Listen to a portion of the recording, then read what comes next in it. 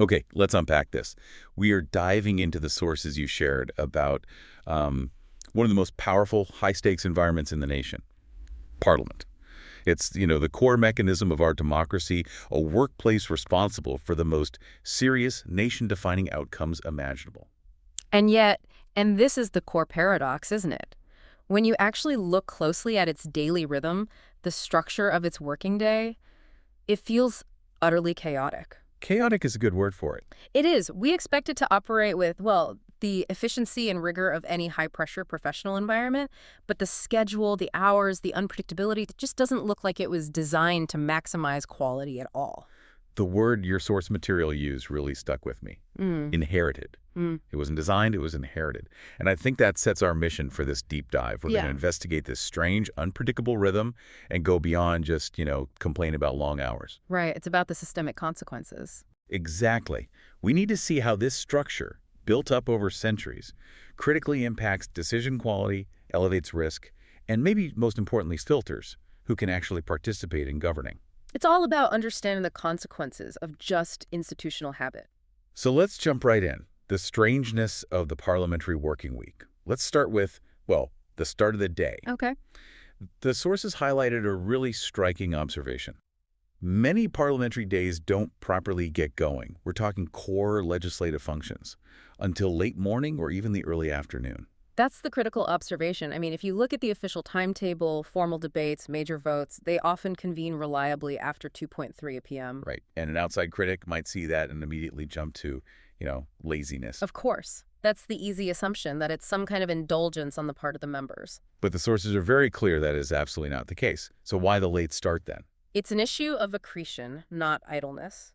The early part of the day is absolutely packed. Packed with what? Well, it's packed with things that have been sort of layered onto an existing older structure. You've got committee meetings, which require really deep focused work away from the main chamber. Yeah, okay. You've got departmental briefings, party strategy sessions, crucial constituent casework. And of course, for a lot of members who don't live in the capital, there's the simple necessity of travel time, which almost always happens in the morning. So the morning is full. It's full of essential work. Mm-hmm. But the main legislative engine, place where laws are actually debated and voted on, only really gets going after midday. Precisely. And that just raises this massive quiet question the sources posed. If we were building this institution from scratch today in the 21st century, knowing everything we know, would we choose a day that only starts to tackle national policy in the middle of the afternoon? You just wouldn't. You wouldn't design a hospital or a tech firm with that kind of start time. Okay, so if the start is strange, the end is downright bizarre.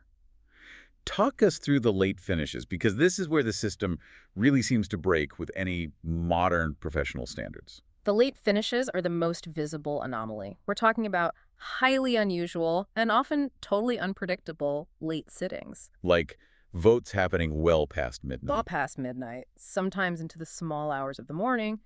Debates on incredibly complicated legislation stretching so far that huge decisions that affect millions of people, are being taken when the room is visibly tired and half empty. I found the contrast in the source material really sharp on this. This is completely normalized in politics, but it would be seen as malpractice almost anywhere else. That's the insight. There's a strained cultural normalization around this exhaustion. The system almost attaches a kind of pride to it, The member who stays until 3 a.m. is seen as the dedicated one, the committed one. It's framed as a sacrifice for duty, professional grit. Exactly. But let me push back on that for a second, just to play devil's advocate. Yeah. Isn't there an argument that political negotiation, especially across different parties, it needs that quiet, uninterrupted time late at night to find a compromise, away from the cameras and the daily circus? That's a fair point, and yes, negotiation often does thrive in privacy. But the key distinction the source material makes is between negotiation and scrutiny. Okay.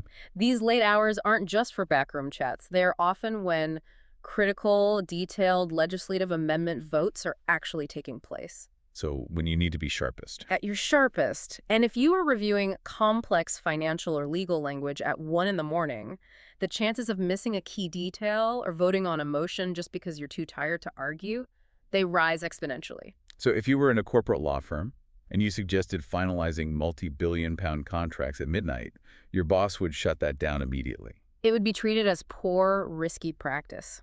In those worlds, they recognized that mental clarity is a finite resource. They'd schedule those critical moments for peak cognitive performance. But in Parliament, where the stakes are national, we just accept the opposite as standard practice. We do? So why? Why do we accept it? And that brings us to the historical DNA of this thing. This chaos, it wasn't chosen by tired modern professionals, was it? Not at all. And what's fascinating here is tracing that historical foundation. You have to remember the institution's origins. The UK Parliament wasn't designed with modern working assumptions in mind. It evolved out of what was basically a social elite, male-dominated environment. The rhythm of a gentleman's club. The rhythm of a gentleman's club, exactly. The whole idea of an MP being a full-time, dedicated professional is a relatively modern concept. Right. For an 18th or 19th century MP, this was often a part-time service, one role among many. Time was just elastic for them. If you were a landed gentleman, domestic life was handled elsewhere. You had staff, a family structure that took care of everything. So you could afford a flexible schedule full of late-night debate and socializing. Exactly. The rhythm was built to accommodate that elite lifestyle, not the needs of a modern democracy. So when the institution's role changed, when the job professionalized, when responsibilities exploded, when the franchise widened to include people who weren't landed gentry, the rhythm itself never really caught up. So the core structure was never torn down and rebuilt for the 20th or 21st century. Never. They just kept layering new needs onto this old template. An accretion of expectations, as the source material called it. That's it. Every new demand, more complex committee work, more constituency demands, new rules, was just squeezed into this inherited aristocratic framework. It's like they fixed the car by taping new parts onto the original chassis rather than actually building a new engine. And that takes us from a historical curiosity straight into, well, modern danger. Here's where the analysis really shifts, doesn't it? From focusing on convenience to focusing on consequence. This is the critical pivot. It's so tempting to hear this as just a complaint about comfort. But the structure fundamentally impacts the quality of the work and the safety of the whole system. Let's bring in that critical analogy the sources highlighted from outside politics. Right. Think about highly regulated, safety-critical fields. Medicine, aviation, engineering. In those areas, fatigue is treated universally as a major risk factor. Not a sign of virtue. Not at all. Pilots, air traffic controllers, they have rigorously structured shifts. A surgeon's time in theater is finite. Rest is planned, it's mandatory, it's enforced. And that's not because those professionals lack determination. Of course not.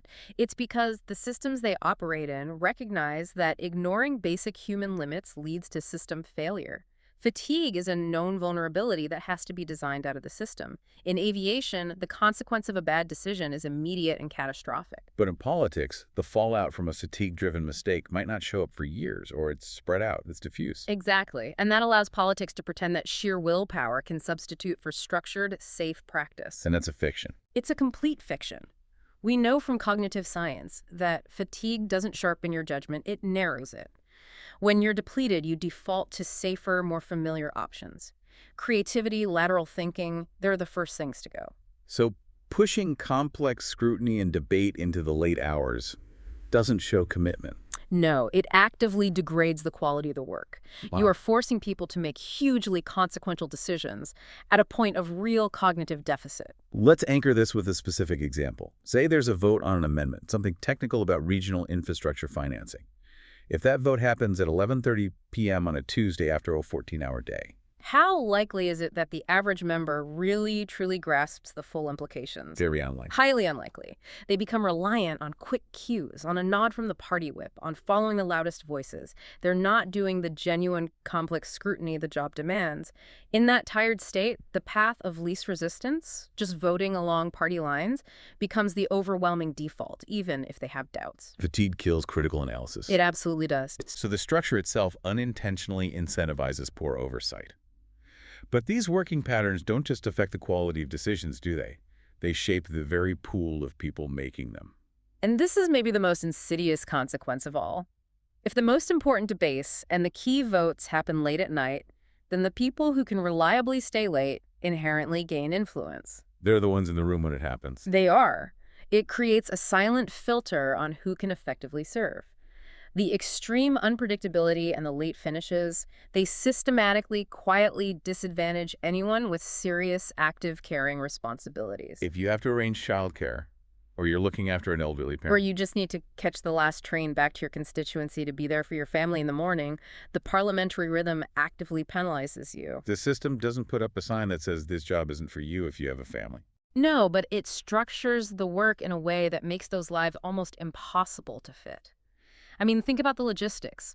A debate scheduled to end at 7 p.m. might suddenly run until 11. You cannot reliably schedule life around that. It forces an agonizing choice. It does. Either you sacrifice your caring role, or you accept that you will be consistently excluded from the most crucial late-stage decision-making, which then stunts your influence. So the system effectively selects for certain kinds of people, people who can just endure that level of exhaustion and unpredictability. Often those whose domestic lives are managed by others, or those who are younger and don't yet have those family obligations, the exhaustion itself becomes the barrier to entry. Or at least the price for full participation. Yes.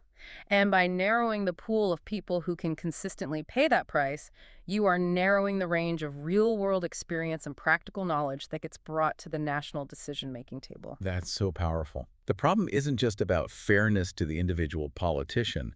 It's about the institutional failure to capture the full spectrum of societal wisdom. Absolutely. If the people making decisions about national childcare policy or elder care or flexible working are systematically selected against having personal, immediate experience of those pressures, the quality and the empathy of the resulting policy is bound to suffer. So, bringing this all together then, what does it all mean? Let's bring this deep dive back to that central idea. I think the core realization is that the current working pattern wasn't actively chosen for optimization. It was simply inherited from a different time. And inherited systems, whether they're IT systems or legislative timetables, they rarely optimize themselves. Right. So the core question we need to keep asking based on these sources is this. If we were designing Parliament right now, today, knowing everything we know about how people work, about cognitive clarity, about the need for inclusion, would we choose this rhythm? The answer is almost certainly no. You just wouldn't. And once you start seeing the pattern for what it is, a historical accident that we've dressed up as dedication, the late nights stop looking heroic. They start looking like a weakness. A structural weakness, exactly. Yeah. A workaround. A weakness that actively compromises scrutiny and limits the talent available to govern. The solution isn't about imposing some rigid corporate template, but just acknowledging that the working day itself has to be reformed to support genuine, high-quality work. The reform isn't procedural fluff. It's about improving the quality of governance itself. And that brings us to the end of this deep dive. We've covered how this inherited, elite-driven timetable directly hurts decision quality through fatigue and, well, inadvertently narrows the pool of people who can even serve. Which leaves us with a really important question, something for you to consider long after this deep dive is over. The system quietly selects for those who can endure the late hours and the chaos. So if the working day itself selects against those with active, strong, real-world caring responsibilities, the people who actually know the daily strain of managing a household or balancing work and family or dealing with medical needs, what essential, practical, and human wisdom are we systematically excluding from our national conversation? We're filtering out critical knowledge before the debate has even begun.